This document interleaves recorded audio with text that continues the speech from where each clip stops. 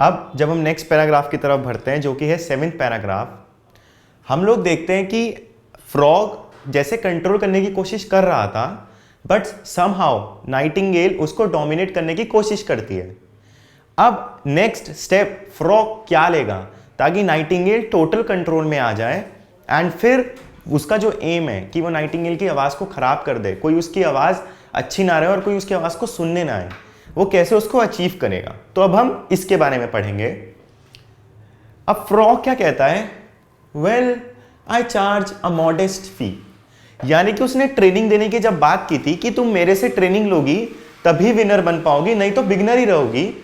उसके बारे में वो क्या कहता है कि आई चार्ज अ मॉडेस्ट फी, यानी कि मेरी फीस जो है वो बहुत मॉडेस्ट है, मामूली सी है, तुम आराम से पे कर दोगे, कोई प्रॉब्लम नहीं है, ठीक है।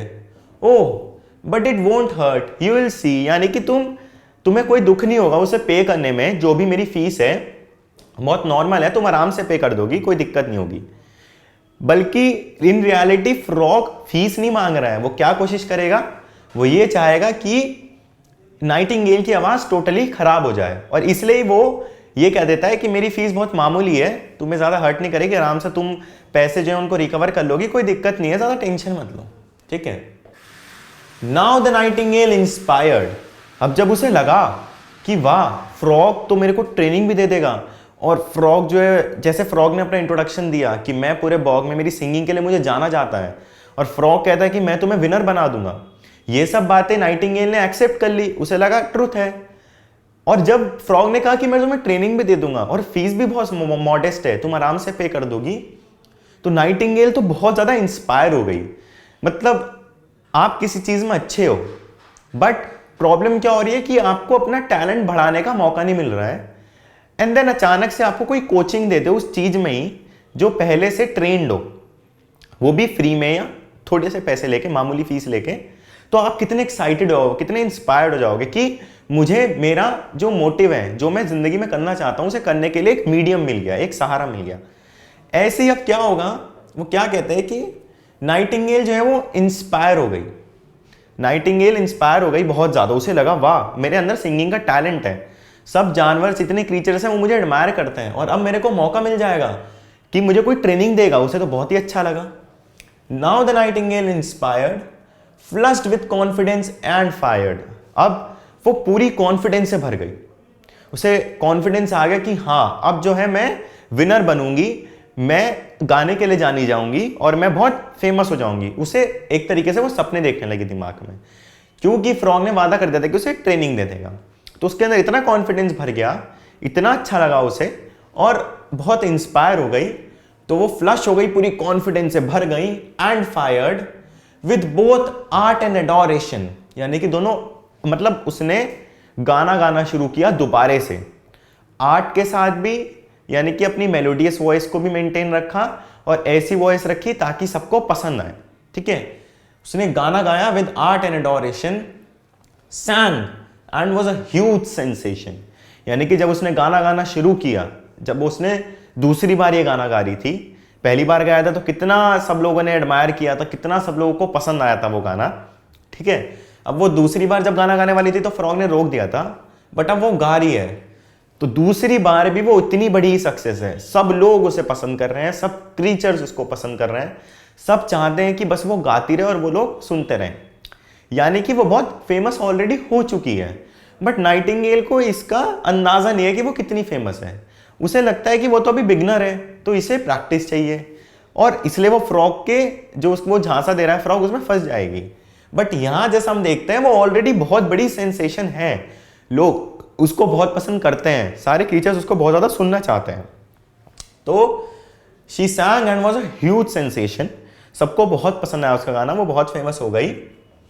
Animals for miles around flocked towards the magic sound, यानी कि दूर दूर से क्रीचर्स आए, दूर दूर से जानवर आए सिर्फ उसकी आवाज सुन के, और जिन्हें नहीं पता था नाइटिंगेल गा रही है वो ये देख रहे थे कि इतनी मैजिकल साउंड आ कहां से रही है, ये हो क्या रहा है अचानक से ना, इतना मैजिक आ कहां से रहा है, इतनी गजब की आवाज आ कहां से रही है, ठीक है।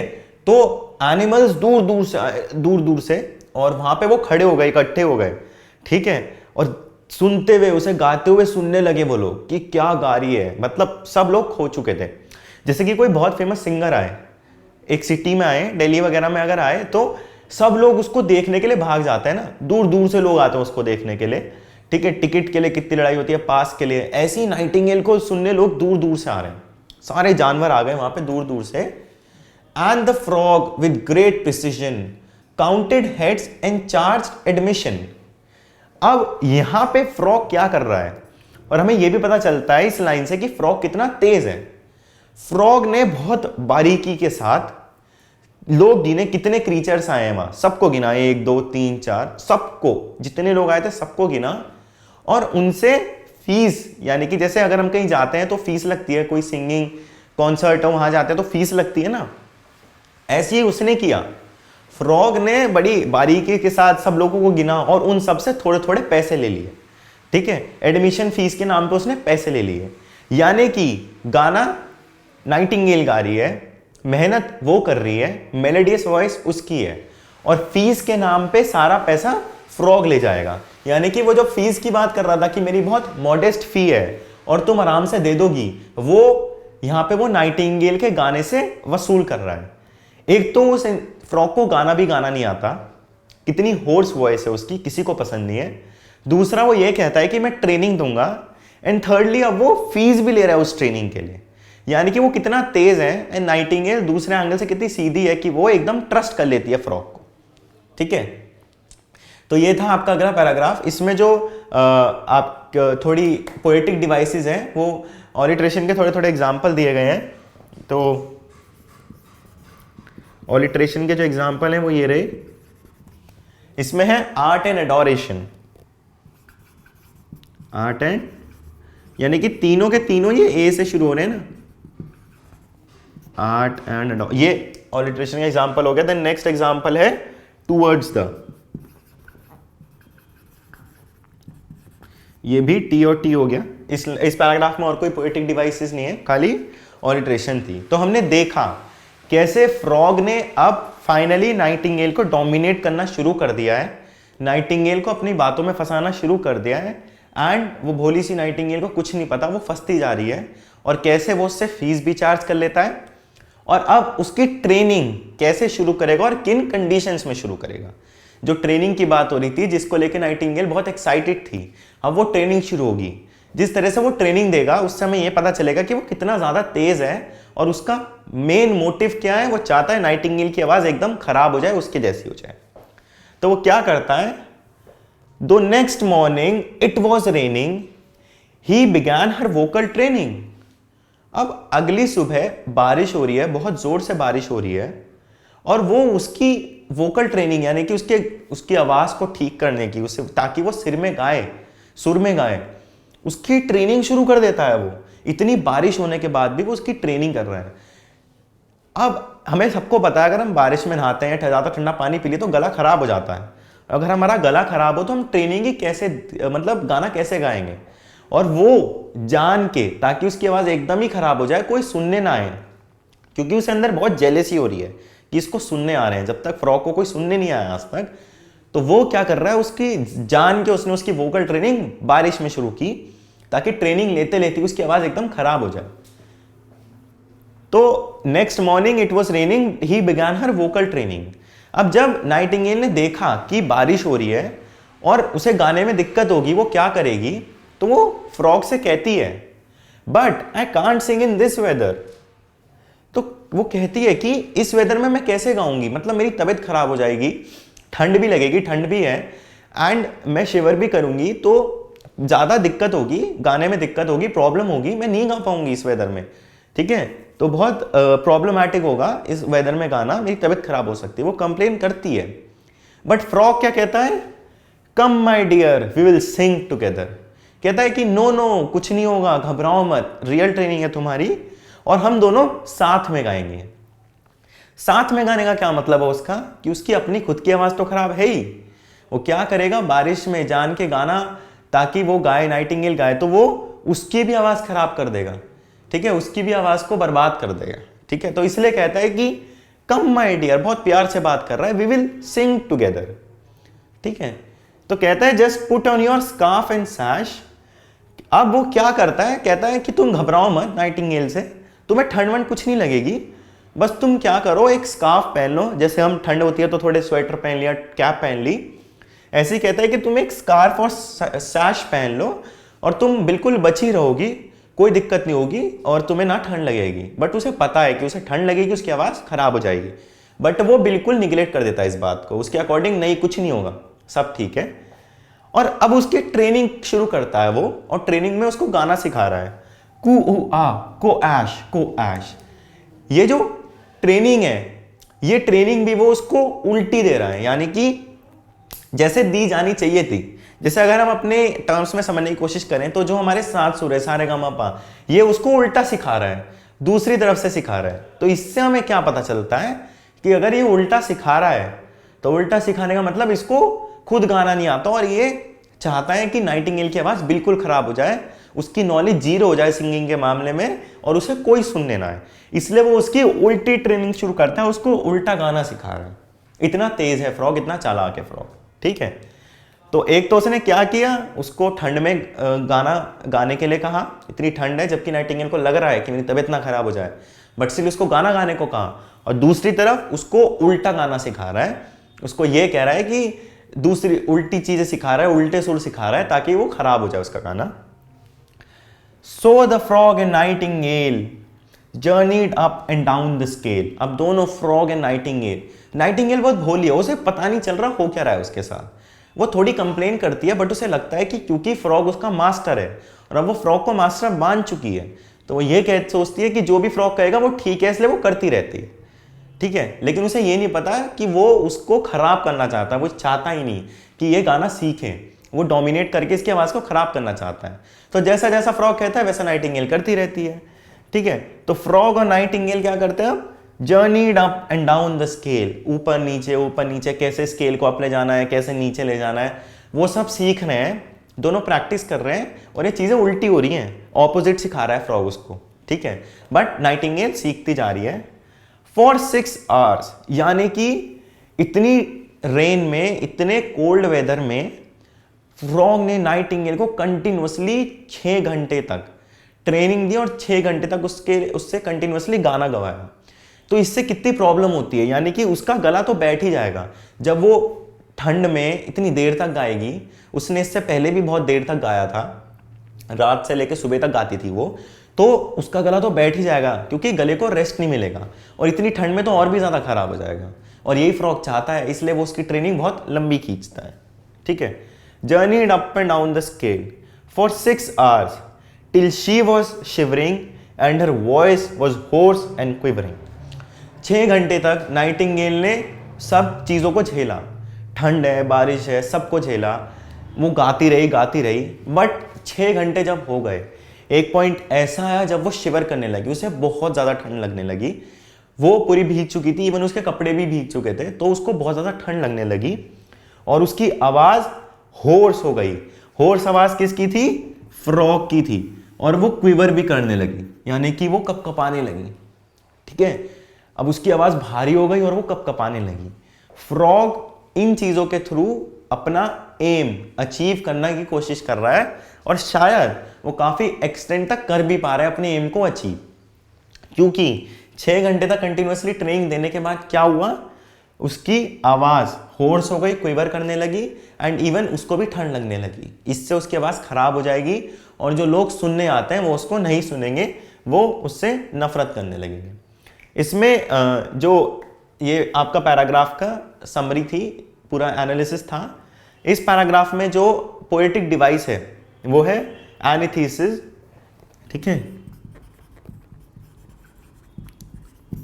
जब up and down the scale वो गा रहे हैं तो ऊपर नीचे को हम डिस्क्राइब कर रहे हैं, यानी कि दो ऑपोजिट चीजों को जोड़ा गया है, तो ये आपका एनालिसिस का एग्जांपल हो गया, यानी कि up and down the scale, ठीक है। ये एनालिसिस का एक एग्जांपल हो गया। फिर अब हम नेक्स्ट पैराग्राफ की तरफ मूव करते हैं, देखते हैं फ्रॉग और क्या कोशिश करता है उसे डोमिनेट करने की, कैसे उसकी आवाज को खराब करता है।